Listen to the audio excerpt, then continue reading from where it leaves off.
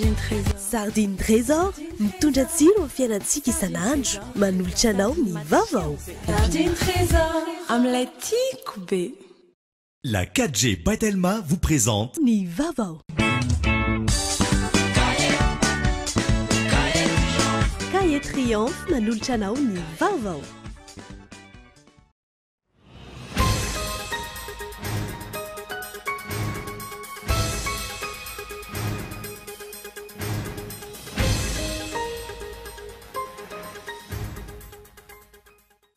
Raha Rinandriamandavy anjara ny fampanoavana no mandefa soa transmis eo anivon'ny gendarmerie pireneny eny fiadanana anatanterahana ny fanadadiana sy ny fisamborana ity loholona ity taorian'ny fitorian'ny SMM. Singa maro no mila fanavaozana ao anatin'ny fandoavaketra sy ny fampidiran-ketra eto Madagasikara. Antopisin'ny fionana iarana amin'ireo manampahaizana vahiny miisa 50 eny Ivato manompoka androany. Mitombo ny vokatra azandrandro na ondrana tany ivelany tato anatin'ireo taona araka ny antotanisa teo anivon'ny ministeran'ny Jono. Tsy ampoan'ny mpanjifa malagasy anefa atreto ny vokatra ary tsy maharaka ny tinady ihany koa ny tolotra. Toy ny fanao isan-taona itety tsena sy faritra maro ny fikambanana vehivavy malagasy miara-miainga mandritra n'ity volana septambra ity. Ivarotra fitaovam-pianarana amin'ny vidiny mirary ho fanalana fahasahiranan'ireo ray aman-dreny. Maresaka iraisam-pirenena manomboka mivoatra ny toetra ra a Houston. Mbola maro anefa ireo tanàna izay tondraky ny rano. Mandidina ny 50 hatramin'ny 80 miliara dolara ny tedi-bidin'ny fahasimbana. Nandidin'ireo arahanao afaka fotoana fohy.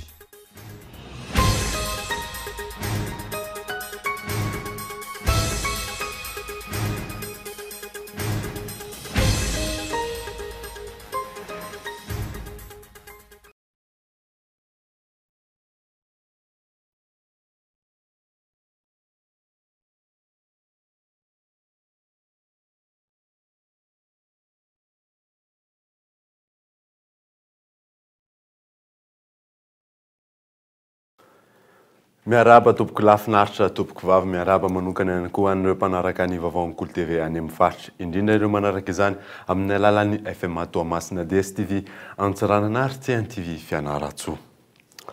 Nanombotsika ny vaovao amin'ity alina ity Raha Rinandriamandavy anjara ny fampanoavana no mandefa ny soa transmis eny anivon'ny gendarmerie pireneny eny fiadanana anatanterahana ny fanadadiana sy ny fisamborana ity loholona ity taorian'ny fitorian'ny syndicat mpitsara eto Madagasikara azy fanediny Fezora Valy.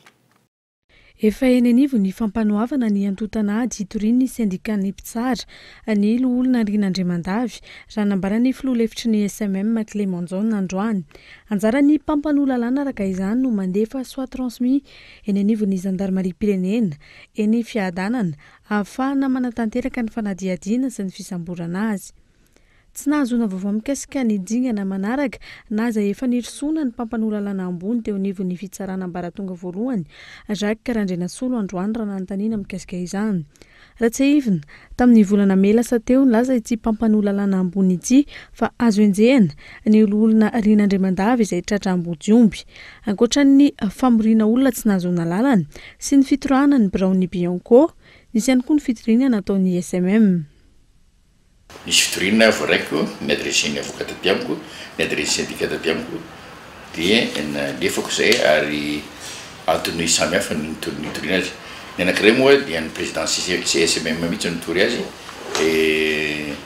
Faniry Soa, madame Faniry Soa Hernev nitory noho ny menace de mort, diffamation, violence et voie de fait izay nataony taminy ary mbola misy anankiray koa ino misy teo dénigrement par voie électronique izay nataony ka voakapiteny madame Faniry.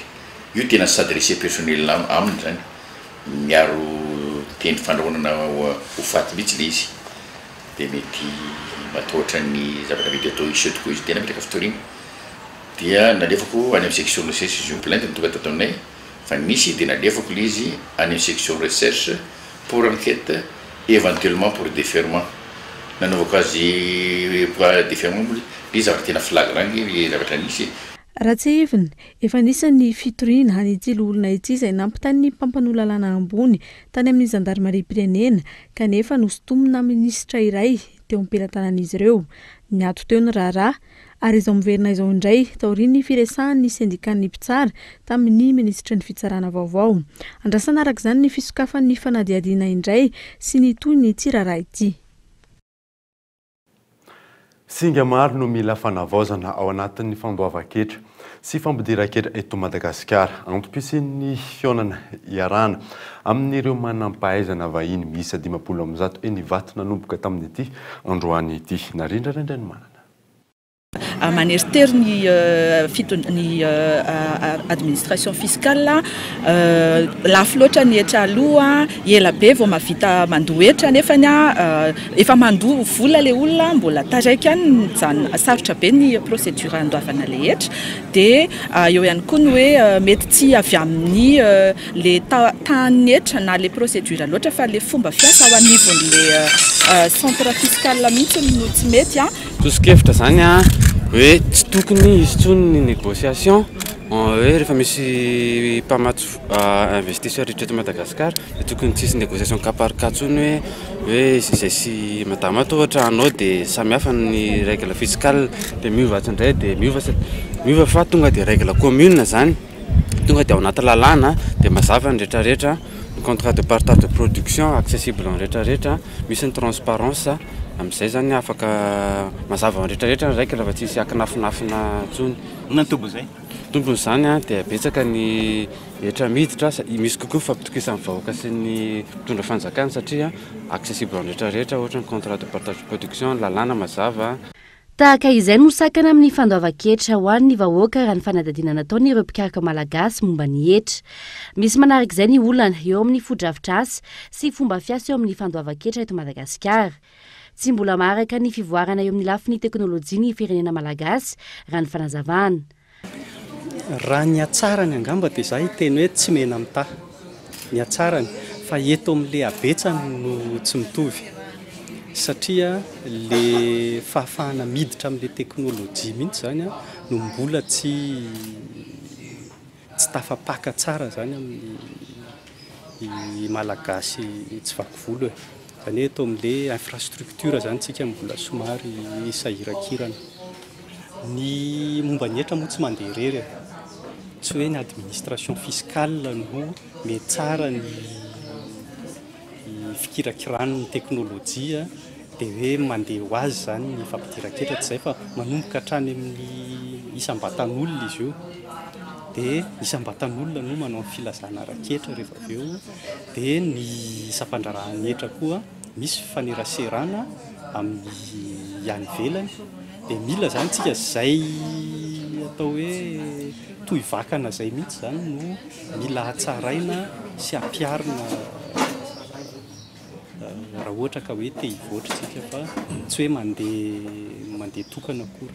Mbola mila fitadiavana vahaolana ny momba ny hetra eto Madagasikara ary anisan'ireo ady hevitra tanterahana eny Ivato manomboka androany izany raha ny fanazavana Italia General ny hetra ao anatin'ny fifanakalozana traikefa tanteraka amin'ireo manampahaizana momba ny hetra vahiny miisa 50 ny mpiantsehatra eo anivon'ny hetra malagasy momba ny hetra izay hatrany mbola maro no tsy mahalala ny fomba fikajiana izany eto amintsika ka anisan'ireo mampihemotra ny vahoaka andohetra. Nanamafy io maraina io ny Prime Ministre fa ny fanjakana no mandray antantana ny lalàna mahakasika ny fifidianana eny anivon'ny gouvernement ankehitriny ny rinjan-teny ndalàna amin'ireo tolo-kevitra faran'izay nangony ny seni tamin'ireo mpisehatra mandray anjara amin'izay fifidianana izay Lilira Beata.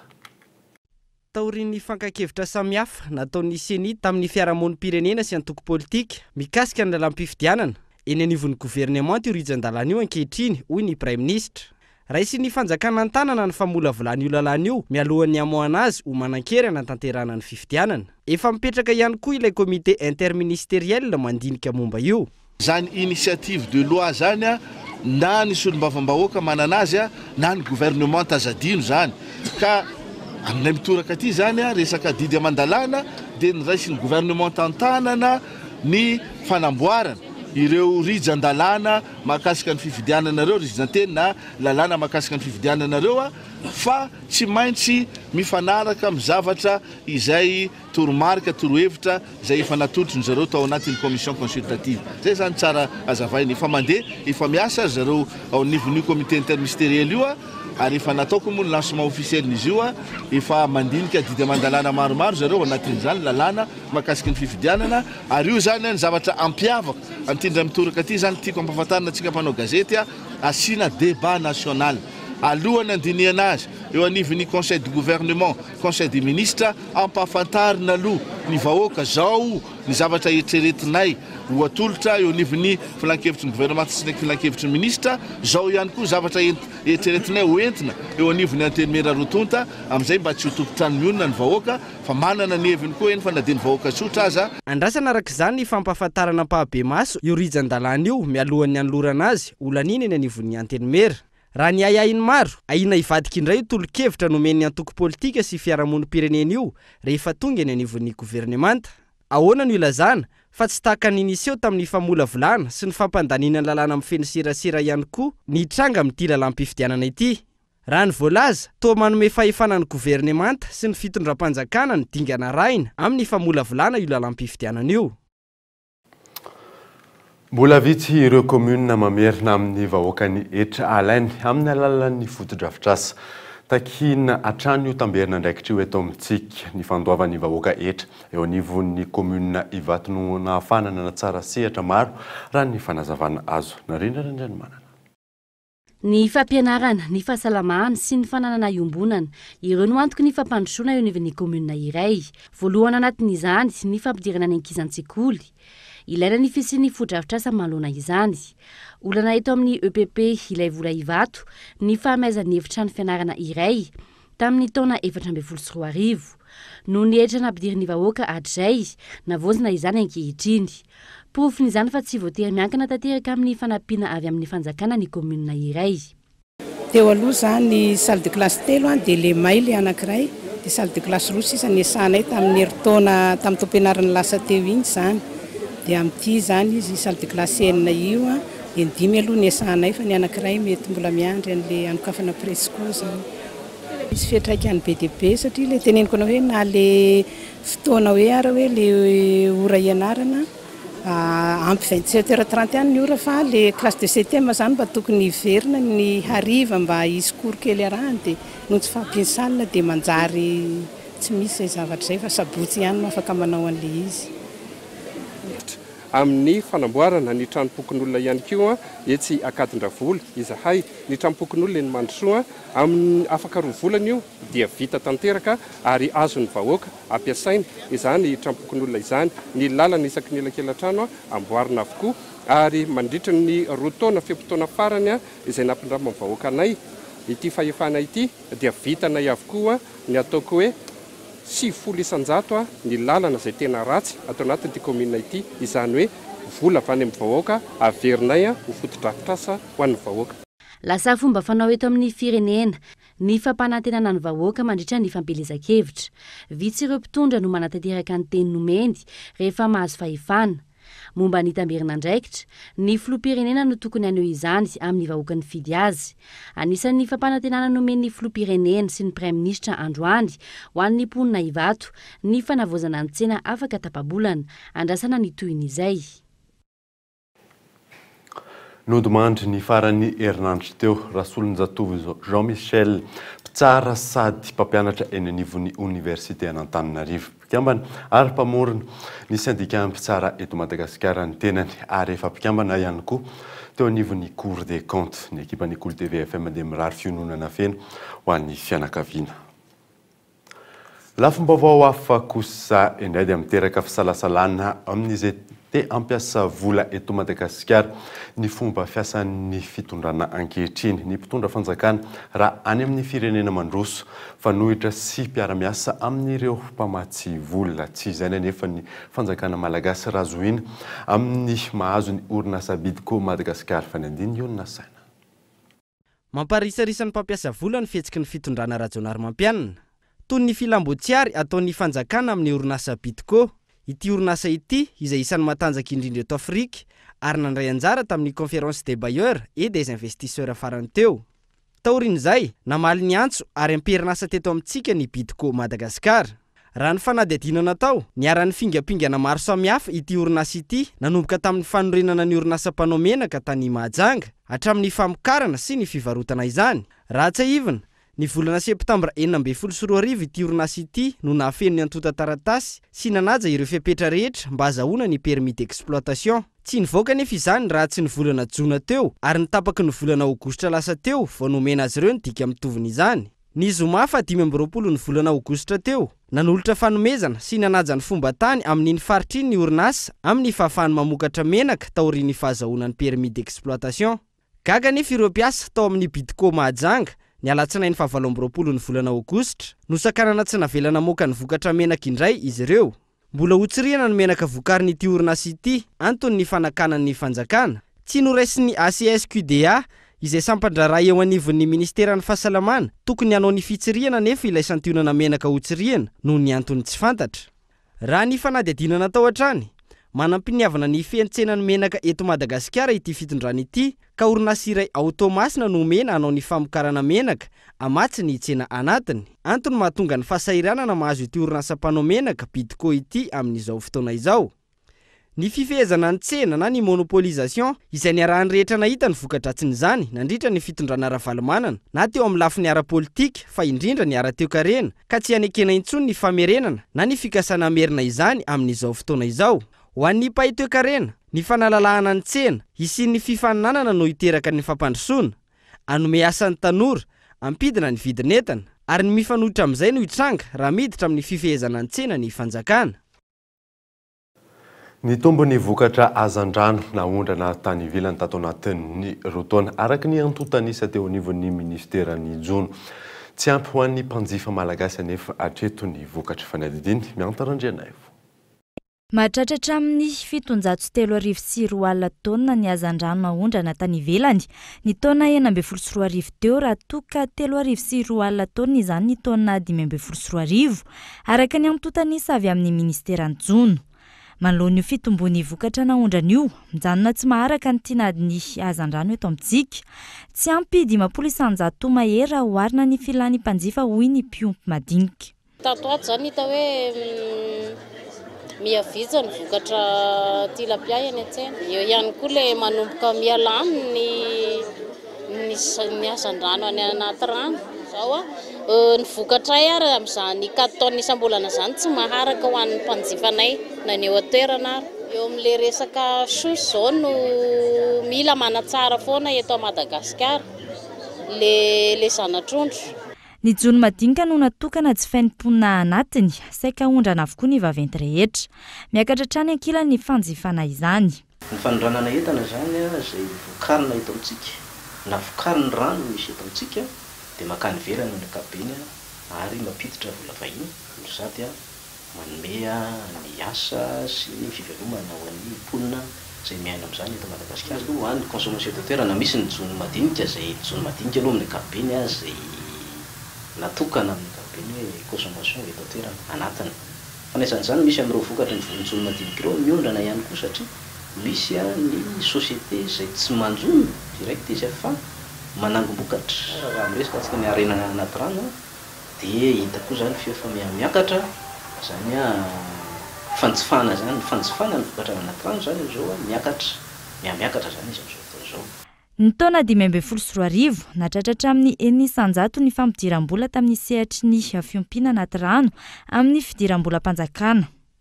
7,700 kosa izany ny taona 2024. Raha tsy ahivina, Lamatra no mitana laharana voalohany amin'ny hazandrano ondrany Madagasikara ny ivelany, ny Makamba no manaraka azy, eo ihany koa ny Drakaka. Manana ny lanjany hatrany ny omby eo amin'ny malagasy. Raha ampitaina tamin'ny herintaona niakatra 5,100 ny vidin'omby any amin'ny faritra andrefan'ny Madagasikara antony ripaky ny dalin'ny omby fanadiny Michel Aranarzona. Bemanonga, komina iray any amin'ny faritra andrefany Madagasikara ao anatin'ny faritra Menabe distrikan'ny Morondava. Eto amin'ny tsenanombo tanterana isaky ny alarobia, mandina ny 500 hatramin'ny 1000 ireo omby mifanaresaka eto. Raha ampitaina tamin'ny taona lasa niakatra 5,900 ny vidin'ny omby velona eto amin'ny toerana. Antony rano fanazavana, manjaka ny asan'ny dahalo, saika omby 10 farafakely isan-kerinandro no lasan'ny dahalo. Eo ihany aloha eo amin'ny 2 millions jusqu'à 4 millions eo zany ny vidiny amin'izao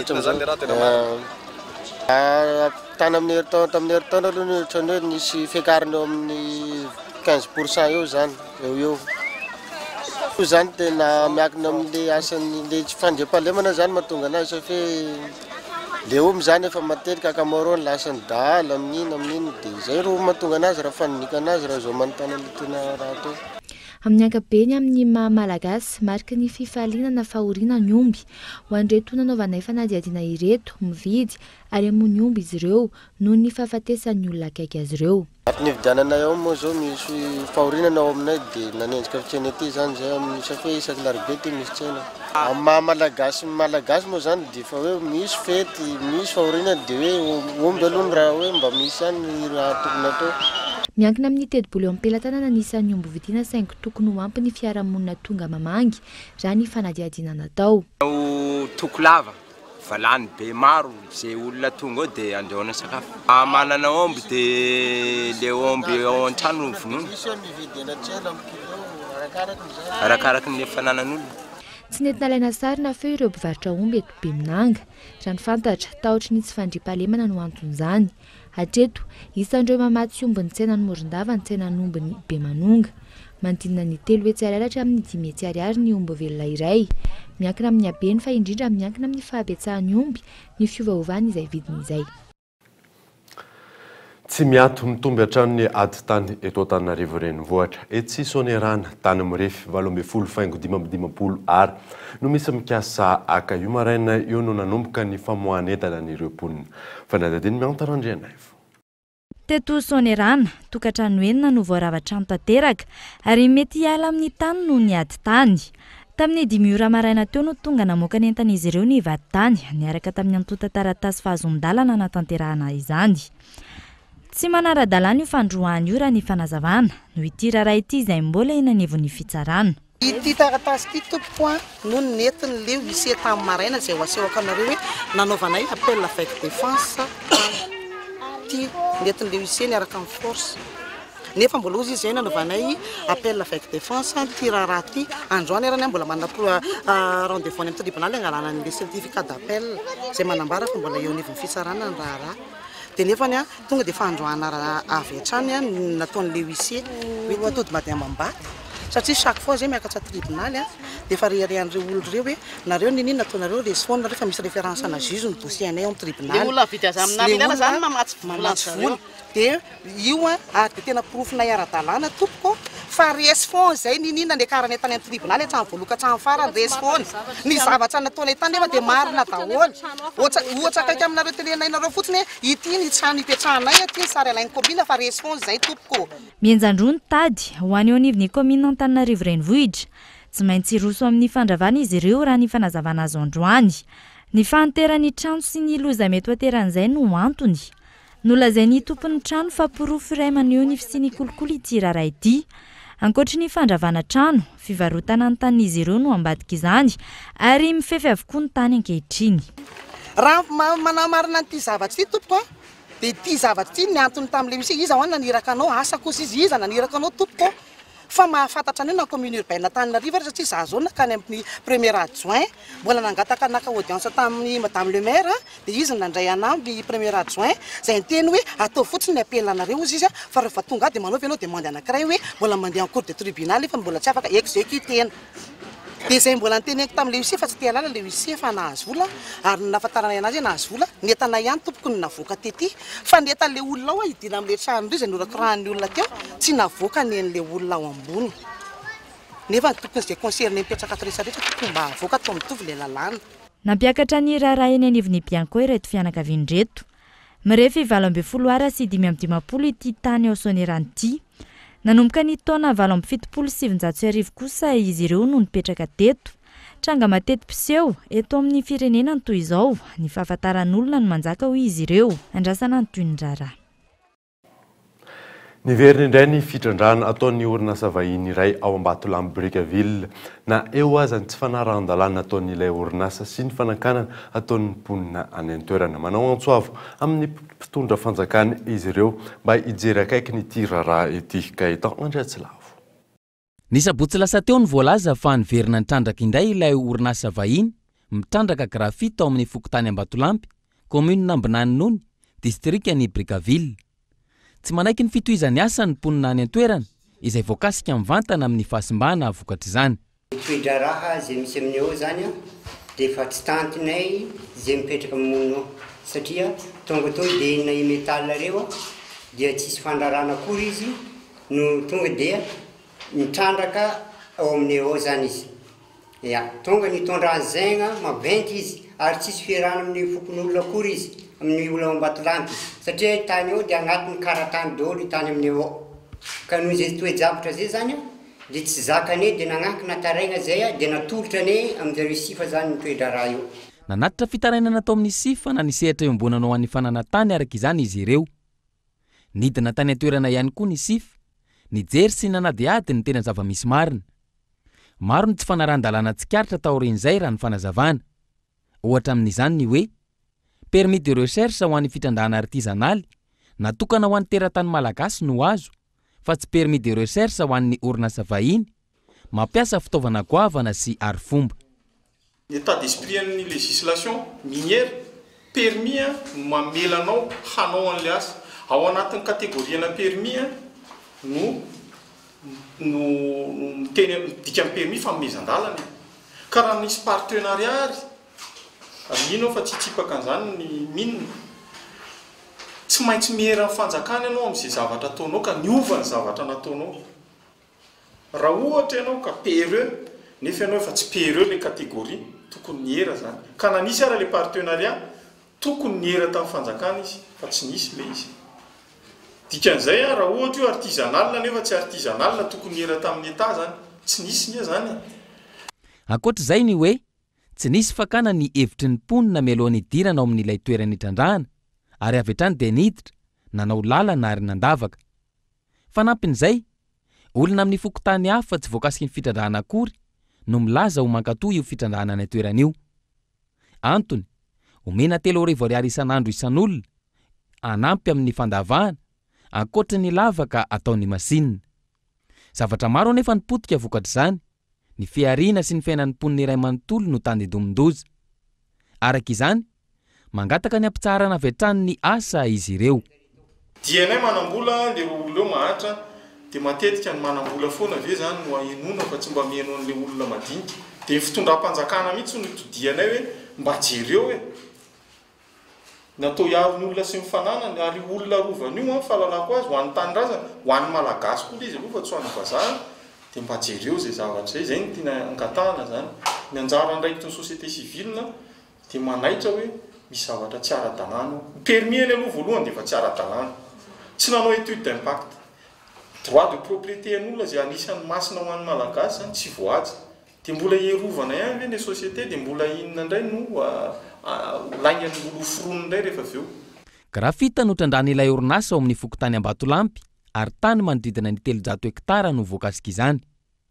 Horingana sy potika avokoa ny fambolena sy ny fiompiana ary ireo azo sarobidy ao an-toerana raha mitoy ny fitrandrahana.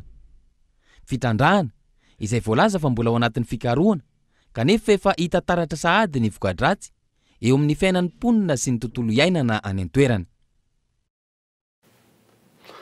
Alohan'ny narahantsika ny toy ny vaovao ireto misy dogavaritra.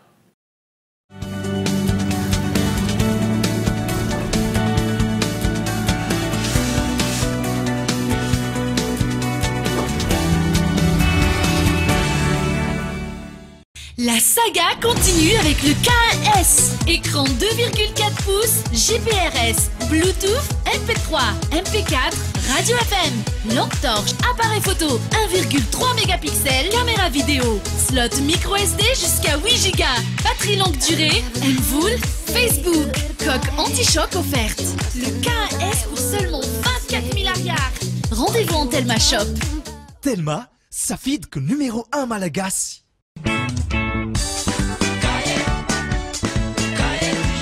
Zay mitady raha tsara sady manara-penitra ho an'ny zanakay surem-pianatra. Zegny ny mahatonga izahay mampiasa izy io n'olo vasomo tegna sarobidy. Tegna mazava ny sady fampiasa andavanandro mampazoto mantentsy akoly amin'ny fahatsarany.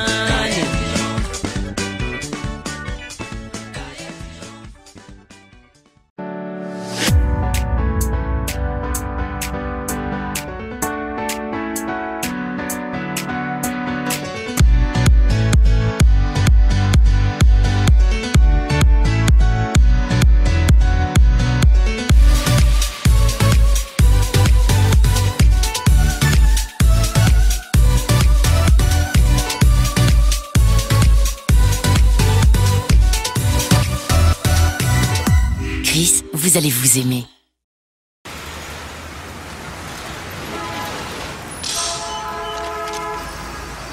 Découvrez le délicieux goût de coco, léger, frais, qui vous fait voyager.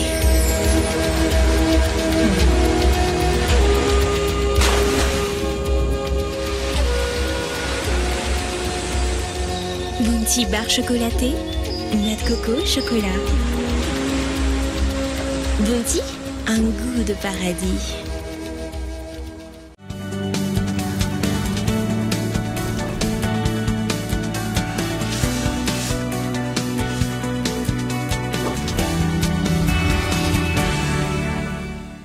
Stylo Flair. Stylo Flair manolotra anao Quiz School. Flair, stylo pour tous.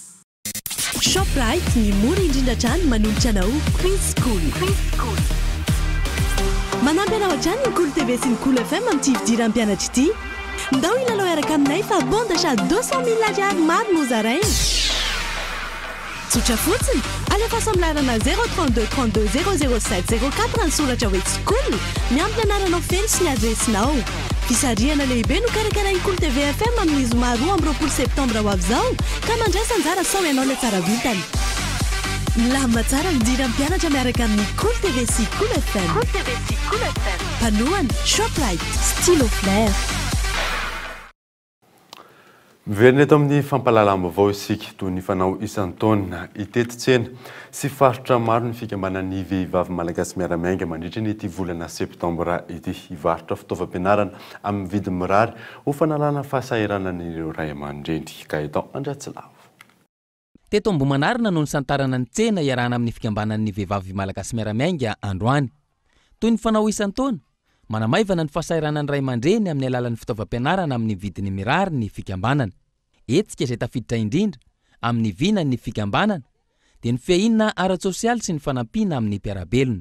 Mirary ilay vidiny ary misy fitsinjovana ny mananjanaka kely satria sady zao kosa zao fidiran'ny mpianatra tena ao anatin'ny fahasahiranana ny ray aman-dreny ary misy ny fihenam-bidy be mihitsy amin'ilay vidiny entana. Anisan'ny fanampiana ny ray aman-dreny izay anankiray ary koa karazan'ny raha ny vidiny raha mihoatra ny vidiny eny an-tsena zany dia efa namany hoe manao asa soa dia tsara ary toy izy. Isaky ny fidiran'ny mpianatra tokony mba hisy varotra ohatran'izao aty amin'ny faritra misy anay fa tena hita fa fanampiana ny ray aman-dreny tokoa zao zavatra ataonareo zao. Finaritra nono ide isina foana zany ny hetsika ohatr'izao satria manamaivana ny ray aman-dreny koa ilay izy. Ny firariako zany dia isina foana zany ny hetsika ohatr'izao satria voalohany indrindra nono manamaivana ny ray aman-dreny eo koa ny olona sahirana sy ny manodidina. Araka izany, fanampiana goavana ho azy ireo amin'ny fividianana ny fitaovam-pianaran'ny ankizy, ny fisian'ny hetsika ataon'ny vehivavy malagasy miara-miainga tahaka izao. Amidy amin'ny vidiny mirary ny kahie sy ny stylo, ary ireo fitaovana rehetra ilain'ny ankizy any an-tsekoly. Anjatony maro ireo fianakaviana nahazo tombony amin'izany. Sokatra androany alatsinainy 4 septambra ny tsena vehivavy malagasy miara-miainga. Tsena moa natao ivarotana fitaovam-pianatra amin'ny vidiny tena mirary izay fataonay isa-taona itetezanay toerana maro eto Antananarivo, misy koa ny any amin'ny faritra manao izany. Antony manosika anay moa amin'izao fikarakara fanaovana tsena zao isaky ny fidiran'ny mpianatra dia fifanohanana sy fifanampiana amin'ireo ray aman-dreny satria tsapa tokoa fa tena ao anaty fahasahiranana tanteraka ireo ray aman-dreny amin'izao fidiran'ny mpianatra izao mangony fotsiny ny any amin'ny sekoly izay ny droit tena lafo dia lafo ka fanampiana amin'izany dia mivarotra fitaovana izay amin'ny vidiny tena mirary. Ankoatra ny tsena izay karakarain'ny vehivavy malagasy miara-miainga, eo ihany koa ny fampianarana ho an'ny olon-dehibe ary efa misokatra ny fisoratana anarana raha ny fanazavana. Sokatra ihany koa ny fisoratana anarana ho an'ny fianarana mamaky tesy manoratra ho an'ny olon-dehibe izay eny amin'ny foibe ankerana Ankadindramamy. Azontsika atao manatona eny misoratra anarana dia izao. Mbola itoy ny hetsika mandritra ity volana septambra ity. Any amin'ny komuna Talata Volonondro no ahitana azy ireo rahampitso ary eny Ivato ny alarobia ho avy izao. Ny fikambanana vehivavy malagasy miara-miainga izay tsy mitsahatra manampy ny mpiarabelona araka ny tanjona anapetraka. Raha tsy hivina, fiahina ara-tsosialy sy ny fanampiana amin'ny mpiarabelona no tanjony ny fikambanana. Tsy manantena fandraisana andraikitra ataon'ny ministeran'ny fanabeazam-pirenena intsony eo anivon'ny Sempamatoleary. Misy tsy mazava ihany koa ny fampidirana ho mpiasam-panjakana. Efa misy ny fanadinina ataon'ny Bianco ary miandry ny valin'izay izy ireo hatreto. Fandraisana andraikitra ataon'ny tompony andraikitra ambony ihany koa no antenain'ny syndicat-ny mpampianatra any amin'ny faritra atsimo andrefana. Fanampanazavana. Zava-misy zany ray aman-dreny mihitsy zany no manao teatro. Amintsika miteny ray aman-dreny mahandro mipetraka amin'ny toerany taly amin'ny sekoly tsy manaiky ny famindranteny satria misy tsingarilena ary analana profo zany. Raha amin'ny ministera zany efa tsy mijery satria zanaky ny draine ty aminay mianaka eny amin'ny université mesy de génaleuse. Ny recrutena tsy nandany frame iny efa mianatra fantôme zany. Ka io zavatra atao aty mamoaka resaka mihitsy hoe nandraniko ny tanànako ary hoe nalibiako zany tsy mahazo azy zany ka mampalailana ihany zany zavatra zany. Zao raha nansubvention mpampianatra zao mpampianatra le hoe andeha handray ny contrat Antananarivo hatramin'izao subvention mbola tsy mivoaka. Tontolon'ny fampianarana izay hatrany dia mpiadina afaka baccalauréat miisa roa alina no raisina taona voalohany manerana ny Université Mpanjakana eto Madagasikara. Raha toka 7 alina mahery ireo mpiadina afaka tamin'izay fanadinana izay. Tsy fampin'ny foto-drafitrasa no olana raha ny fanadinana natao. Fezo Ravaly. Raha toa karaka amby 4.7 isanjato ny taham-pahafahan'ny fanadinana baccalauréat manerana nosy, izany hoe mpiadina 3.0 amzato sy 5.7 alina amin'ny 4.9 alina sy ray hetsy. Miisa 2 alina amin'ireo mpiadina afaka ireo ihany no azon'ny Université Mpanjakana enina eto amintsika ho raisina ao amin'ny taona voalohany noho ny tsy fampin'ny foto-drafitrasa sy ny efitrano.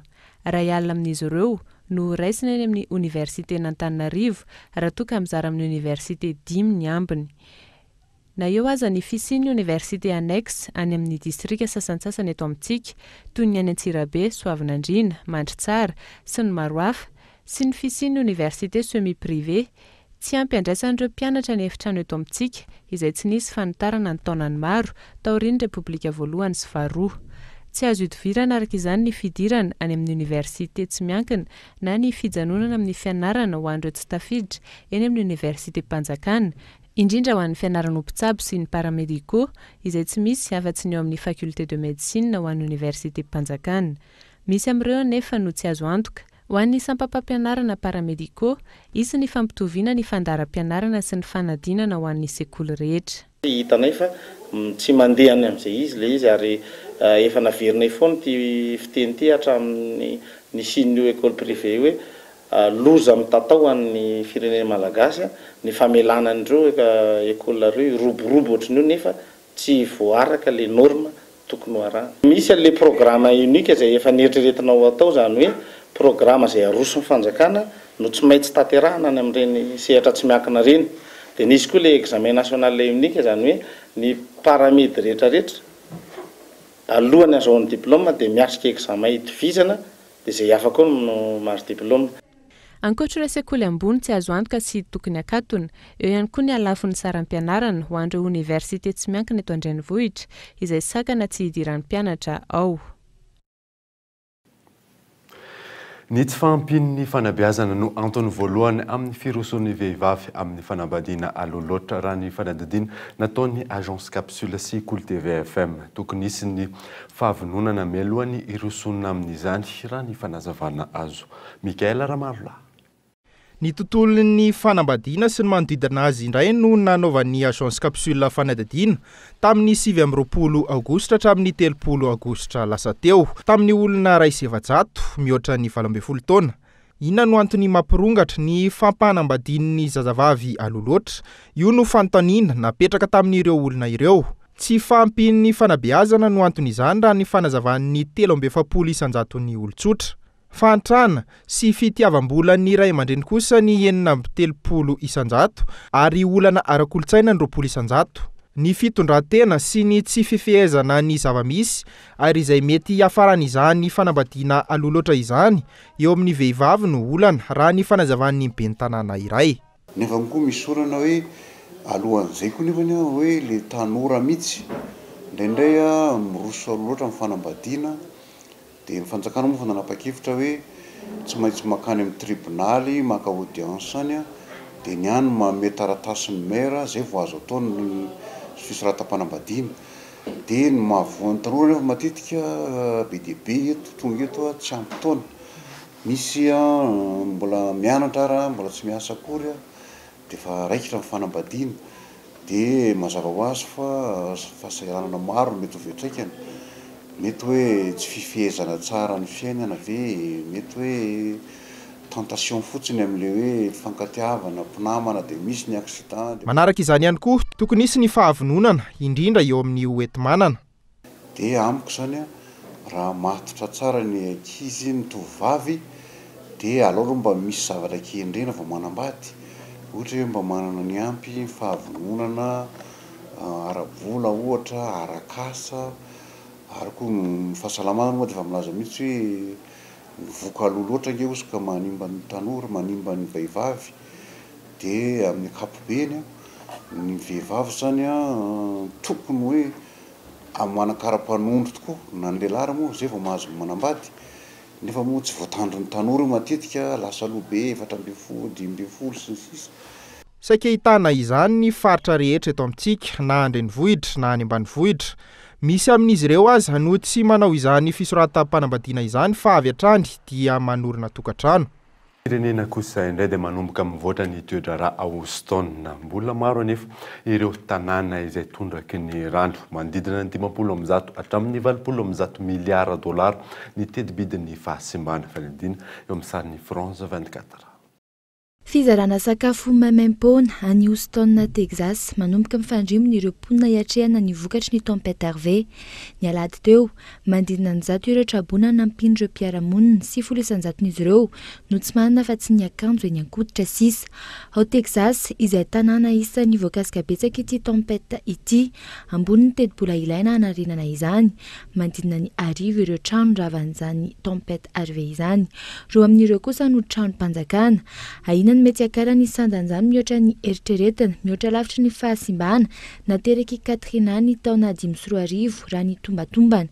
Mandidina ny €20 miliara ny volanentina nanarenana ny Texas noho i Katrina ny taona 2010. Raha ampitaina amin'ny Hervé kosa dia mety hahatratratra ny amin'ny 50 na $20 miliara izany raha ny fanazavan'ny gouvernoura ny Texas. Ny zoma teo namoaka didy amin'ny famoahana volana aide d'urgence i Donald Trump. Any Houston, 10 isanjaton'ireo trano any an-toerana sisa no azo raisina. Alohan'ny sarana daverina aminao ireo vaovao-nisongadina tamin'ity alina ity. Raha Ren'Andriamandavy anjaran'ny fampanohavana no mandefa ny soit transmis eny anivon'ny gendarmerie pirenena eny fiadanana anatanterahana ny fanadadinina sy ny fisamborana ity loholona ity taorina ny fitorin'ny SMM azy. mitombo ny vokatra azandrandro naondrana tany ivelany tato anatin'ny rotaona araka ny antotanisa teny anivon'ny ministeran'ny jono tsy ampy ho an'ny mpanjifa malagasy anefa hatreto ny vokatra ary farany mody atao ny fanao isan-taona itetytsena sy faritra maro ny fikamanany vehivavy malagasy miaramaingy mandritra nyity volana septambra ity varotra fitaovam-pianarana amin'ny vidiny mirary ho fanalana fahasahiranana an'ireo ray aman-dreny. Dia izay mamarana ny vaovao tamin'ity alina ity ankasitrany ianao nanaraka izany. Soava tsara daholo tompoko.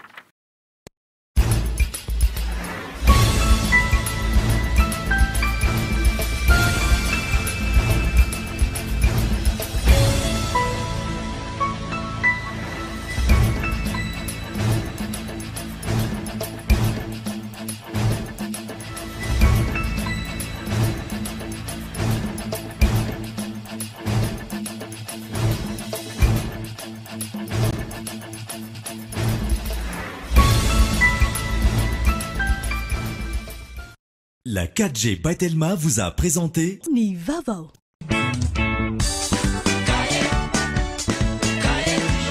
Narainao teo ny fampalalam-bavao miaraka tamin'ny Cahier Triomphe. Bonjour. Bonjour. Narainao teo ny vaovao miaraka tamin'ny Bonjour.